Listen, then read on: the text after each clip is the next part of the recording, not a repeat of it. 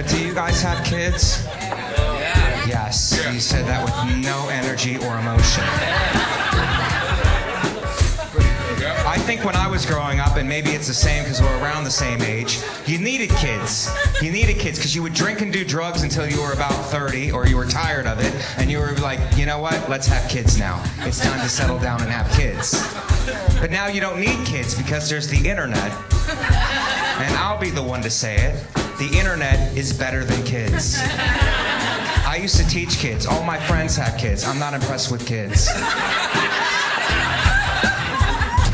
Buddy calls me up. He's like, Mike, you're never gonna guess what just happened. My little boy just took his first steps. You know what I said? Who gives a shit? I'm like, do you know what's happening on the internet right now? There's a sea otter that's playing the piano. Your dumb kid is reaching natural milestones. This sea otter, I don't know his name, I call him Beethoven, is amazing. He walks out of the sea, probably better than your kid could walk, to a piano, bangs out a concert, does a victory lap, fights a penguin, goes back into the sea. Thank you. That joke is really about global warming, everybody. Let's remember to recycle. Let's remember to recycle tonight.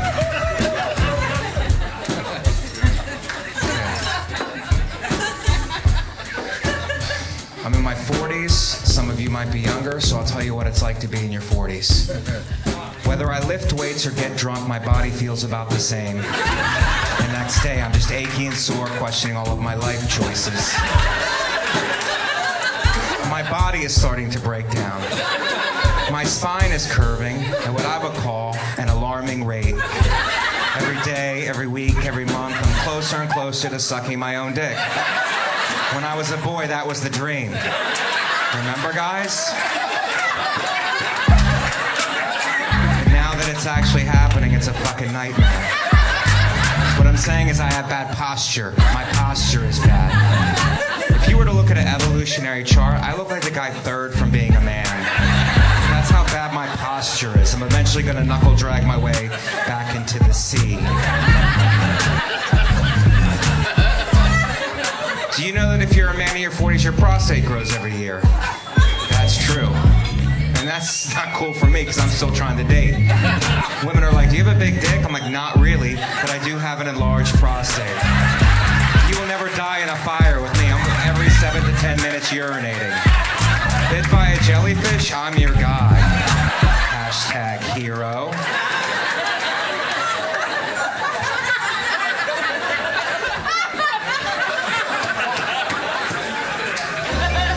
Because I have no wife or child, and my prostate is growing every year, I've decided to raise it like a son. To compete with my friends, because my friends are really arrogant. They're like, my son's going to medical school. I'm like, my prostate will be there eventually also, if it continues to grow at this alarming rate.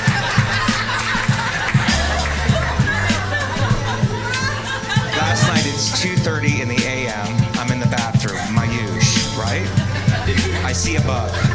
We see each other. I see him, he sees me, we both freeze. We've all been in this situation. But now I have to decide, does he live or die?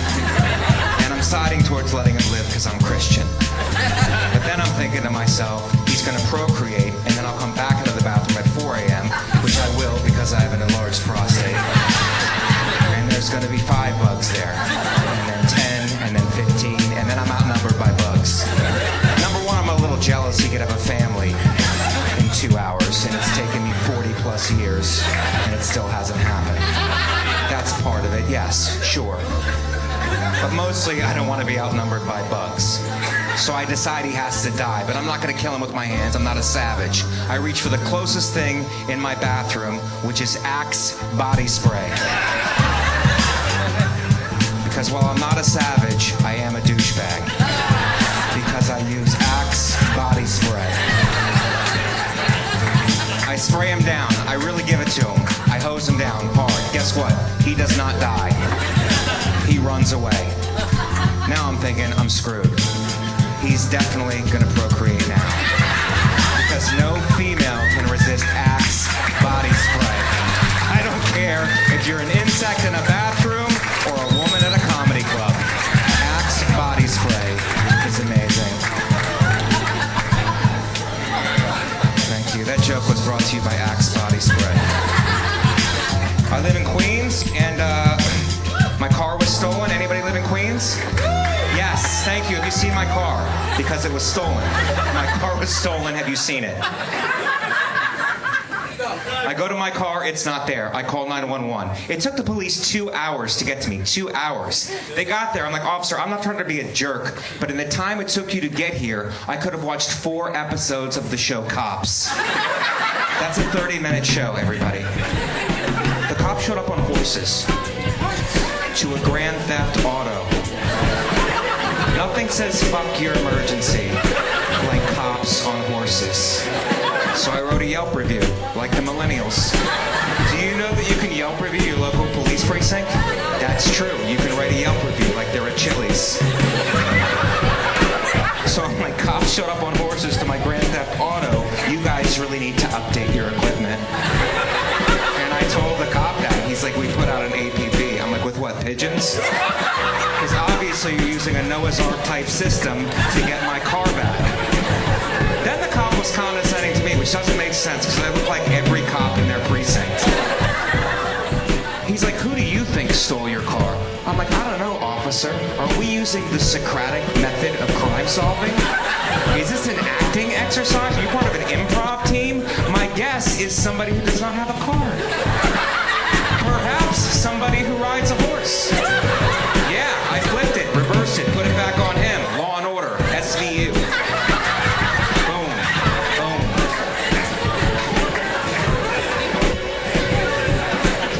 Part, everybody. My car was stolen in front of a really good Italian deli in Queens. So cops were showing up, but they were not showing up for my emergency. They were just showing up for lunch. So I stopped one of them. I'm like, hey, I called you like 2 hours ago. My car was stolen. He says, we're not street cops, we're counterterrorism. I'm like, what's that mean?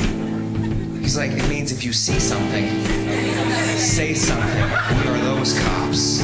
Now, when you went to go get your car, what did you see? I said my car was gone, so I saw nothing.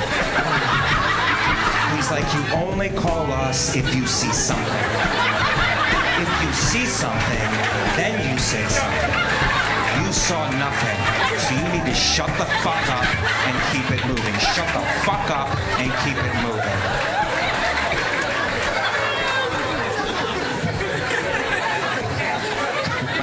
So now when I go on the road to spread my talent, I have to take the megabus. Do you guys know what that is? Megabus? Okay, I'll explain it to you guys. Do you know what a Greyhound is? Okay. A Greyhound is a limousine compared to a megabus.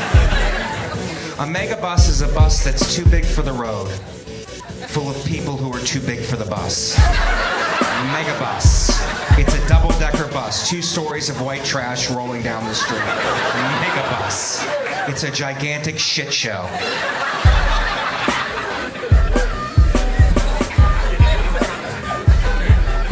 If you're like, hey, I want to take a bus, but still feel like I'm in a trailer park, Megabus is a good option for you. If you're like, hey, my IQ and credit score are both below 80, Megabus is a viable option for travel. If you're like, hey, I need to go to Baltimore, but I still kind of want to see a dog fight, Megabus. Megabus is the way to travel, everybody. If you're one of these people who's like, hey, there's too much regulation in this country, you've never been on a megabus. There is no regulation on a megabus. There was a gang member smoking a cigarette on the megabus. Secondhand smoke is a killer, everybody. You know what kills you faster?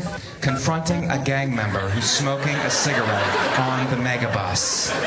How did I know he was in a gang? He had a neck tattoo that said ride or die, which is close to the megabus motto, which is ride and die. Because it's a terrible bus. There's not even a bus station. They just pick you up on the street.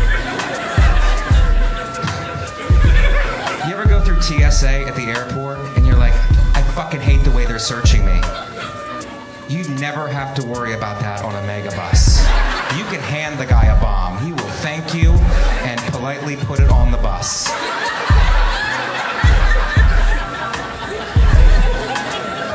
And And you get in, he closes the door, no announcements, you just take off. And you hope you're going to Baltimore, but you don't know for sure. There's no indication that you're going to Baltimore. It's anybody's game.